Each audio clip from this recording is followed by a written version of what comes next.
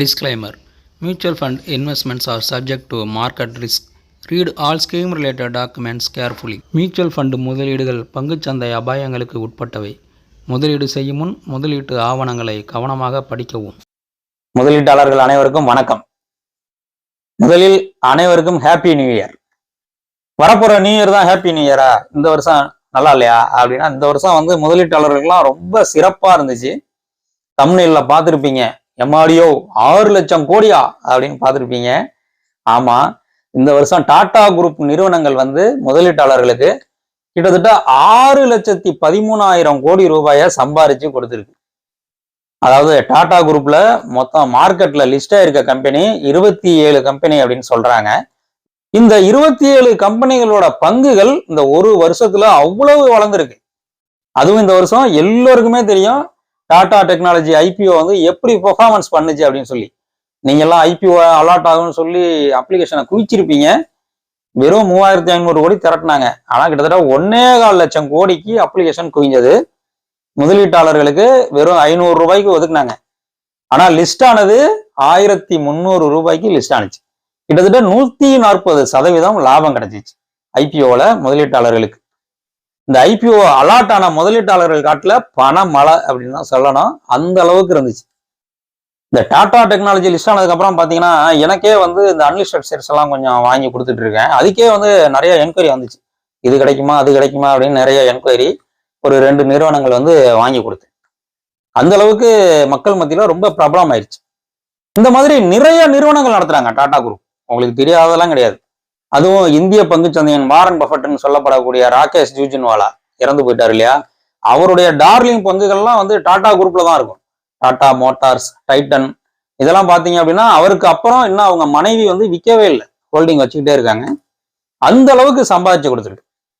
இப்ப நம்ம டாடா குழுமத்தை சேர்ந்த எந்தெந்த நிறுவனங்கள் எவ்வளவு சதவீதம் இந்த வருஷம் வளர்ந்துருக்கு, பங்குகளின் மூலமாக எவ்வளவு சம்பாதிச்சு கொடுத்துருக்கு அப்படிங்கிற டீட்டெயிலை பார்ப்போம். முதல் நிறுவனம் டாடா டெக்னாலஜிஸ் 140% சம்பாரிச்சு கொடுத்துருக்கு முதலீட்டாளர்களுக்கு.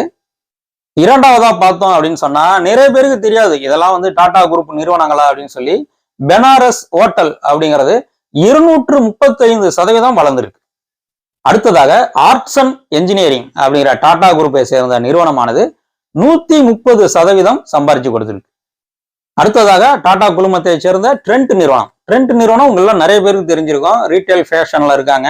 நிறைய துணிமணிகள், ஃபேஷன் சம்பந்தமான அதெல்லாம் விற்கிறாங்க, உங்களுக்கு தெரிஞ்சிருக்கும். அதனுடைய பங்குகள் இந்த வருஷம் எவ்வளவு வளர்ந்துருக்கு அப்படின்னு சொன்னா 127% சம்பாரிச்சு கொடுத்துருக்கு. அடுத்ததாக டாடா இன்வெஸ்ட்மெண்ட் கார்பரேஷன், இதனுடைய பங்குகள் 101% வளர்ந்துருக்கு.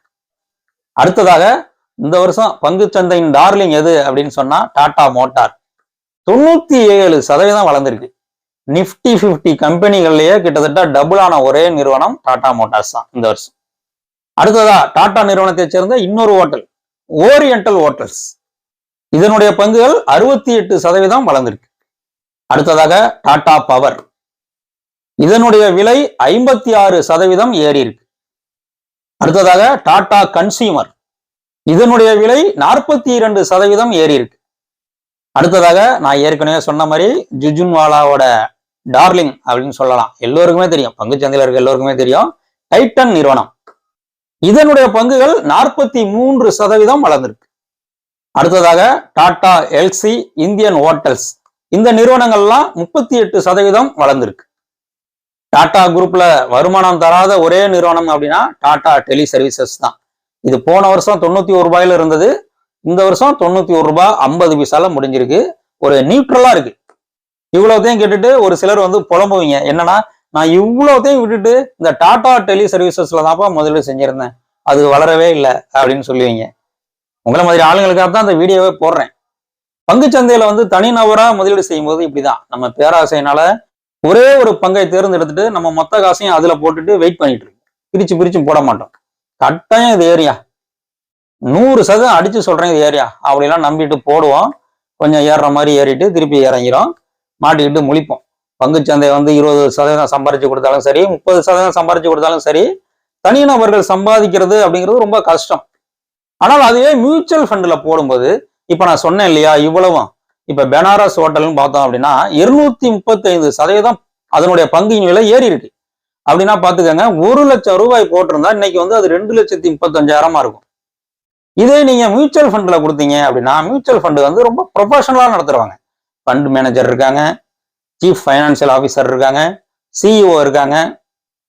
இந்த மாதிரி மெத்த படித்த ப்ரொஃபஷனல்கள் கம்பெனியோட ஃபண்டமெண்டலை பார்த்து இந்த கம்பெனி எப்படி வளரும், இதோட மேனேஜ்மெண்ட்லாம் யார் யார் இருக்கா, இந்த கம்பெனி ப்ராடக்ட்டுக்கு மக்கள்கிட்ட எப்படி டிமாண்ட் இருக்கு, அந்த டிமாண்டை யூஸ் பண்ணி இவங்க நல்லா லாபம் சம்பாதிப்பாங்களா, இந்த வருஷம் சம்பாதிச்ச லாபத்தை விட அடுத்த வருஷம் நல்லா சம்பாதிப்பாங்களா, இன்னும் 3 வருஷம் கழிச்சு இந்த கம்பெனி எப்படி வளர்ந்துருக்கும், எவ்வளவு லாபம் சம்பாதிக்கும், ஒரு ஷேருக்கு எவ்வளவு சம்பாதிச்சு கொடுக்கும், இப்படிலாம் பல்வேறு கணக்கீடுகளை செஞ்சு நிறைய தகவல்களை சேகரிச்சு அதெல்லாம் அனலைஸ் பண்ணி நமக்காக நம்ம பணத்தை பெருக்கி தர்றதுதான் மியூச்சுவல் ஃபண்டுகளோட வேலை. அதைத்தான் அவங்க நல்லபடியா செய்யறாங்க. இப்ப நம்மளாம் நிறைய பேருக்கே தெரியும், Tata group, Birla group, TVS, Murugappa group, Ambani group, இவங்க நடத்துறதெல்லாம் நல்ல நிறுவனங்கள் அப்படின்னு தெரியும். இருந்தாலும் யாராச்சும் சொல்லியிருப்பாங்க, பங்குச்சந்தையே மோசம், பங்குச்சந்தைகள்லாம் போயிடாத, பணமெல்லாம் போயிடும் அப்படின்னு சொல்லியிருப்பாங்க. அதையெல்லாம் நம்பிக்கிட்டு சும்மா அப்படியே உட்காந்துருப்போம். சும்மா அந்த வீடியோவை மட்டும் பார்த்துட்டு இருப்போம். 1 வருஷம், 2 வருஷம், 3 வருஷம், அது மாதிரி பார்த்துட்டு பயந்துட்டு விட்டுட்டு போயிட்டே இருப்போம். அதனாலதான் நான் திருப்பி சொல்றேன், மியூச்சுவல் ஃபண்ட் அப்படிங்கிறது நல்ல மெத்த படித்து அந்த தொழில் அனுபவம் வாய்ந்தவங்க, மிகப்பெரிய அறிவாளிகள், எல்லா தகவல்களும் கிடைக்க பெறுறவங்க, மேனேஜ்மெண்ட்ட போய் ஈஸியா பேசக்கூடியவங்க, எதிர்காலத்தை கணிக்கக்கூடியவங்க, அரசின் தலையீடுகள் எந்த அளவுக்கு ஒரு நிறுவனத்தை வந்து பாதிக்கும் அப்படிங்கிறதெல்லாம் புரிஞ்சவங்க. அதாவது இப்ப அரசு வரி ஏத்துது, வரி ஏத்துனா இந்த நிறுவனங்களுக்கு நல்லது, இந்த நிறுவனங்களுக்கு கெட்டது, வரியை குறைக்குது, வரியை குறைச்சா இந்த நிறுவனங்களுக்கு நல்லது, இந்த நிறுவனங்களுக்கு கெட்டது, அப்படியெல்லாம் பிரிச்சு பார்த்து எந்த நிறுவனம் வந்து நல்ல லாபம் சம்பாதிக்கும் அப்படின்னு கணக்கு பண்ணி நம்மள மாதிரி ஒரே ஒரு நிறுவனத்துல வந்து முதலீடு செய்ய மாட்டாங்க, பல நிறுவனங்கள்ல முதலீடு செய்வாங்க. 30 to 200 கம்பெனிகள் வரைக்கும் கூட முதலீடு செய்வாங்க, அந்த ஃபண்டுகளை பொறுத்து. அதனால மியூச்சுவல் ஃபண்டுக்கு தாராளமா வாங்க. மார்க்கெட் ரிஸ்க் உண்டு, ஆனா லாங் டேர்ம்ல உங்களுக்கு நல்லா சம்பாரிச்சு கொடுக்கும். பாத்துக்கங்க. டாடா குரூப் எல்லாம் தெரியாத ஆள் இந்தியாவில யாராச்சும் இருப்பாங்களா சொல்லுங்க? ஆனாலும் நாம முதலீடு செய்ய பயந்துக்கிட்டு ஓரமா உட்காந்துட்டோம். எவ்வளவு சம்பாரிச்சு கொடுத்துட்டு பாருங்க. டாடா குரூப் முதலீட்டாளர்களுக்கு மட்டுமே 6,13,000 கோடி சம்பாரிச்சு கொடுத்துருக்காங்க இந்த வருஷம். வர வருஷம் வேற குரூப் கூட சம்பாரிச்சு கொடுக்கலாம். ஆனால் அந்த பலனை எல்லாம் நீங்கள் நேரடியா முதலீடு செஞ்சு நேரடியா பங்குச்சந்தையில் ஈடுபட்டு சம்பாதிக்க முடியாட்டியும் கூட மியூச்சுவல் ஃபண்டுகள்கிட்ட அந்த பொறுப்பை ஒப்படைச்சிங்கன்னா உங்களுக்கு நல்லா சம்பாரிச்சு கொடுப்பாங்க. நன்றி, வணக்கம்.